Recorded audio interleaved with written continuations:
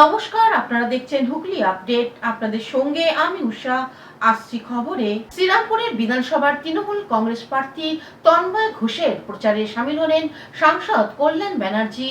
শ্রীরামপুর বিধানসভা কেন্দ্রে তৃণমূল কংগ্রেসের প্রচার জমে উঠেছে। এখানে প্রার্থী হয়েছেন তৃণমূল কংগ্রেসের তন্ময় ঘোষ। পৌরসভার ২৬ নম্বর ওয়ার্ডে তৃণমূল সভাপতি অরুণ মুখার্জির ব্যবস্থাপনায় প্রচার জোরদার। প্রচার করলেন সাংসদ কল্যাণ ব্যানার্জি। বিশাল এক পদযাত্রার আয়োজন করা হয়। সাংবাদিকদের মুখোমুখি হয়ে প্রার্থী তন্ময় ঘোষ এক সাক্ষাৎকারে জানান, কৃতজ্ঞ আমি, আমার সৌভাগ্য যে তিনি আমার সঙ্গে হাঁটার জন্য সময় দিয়েছেন। আমি তো আমার মতো করে হাঁটছি, কিন্তু তার মতো নেতৃত্ব যদি একদিনও আমার সঙ্গে হাঁটার সুযোগ দেন, তাহলে আমাদের সমস্ত নেতাকর্মীদের যে উৎসাহ, সেই উৎসাহটা কয়েক গুণ বেড়ে যায়।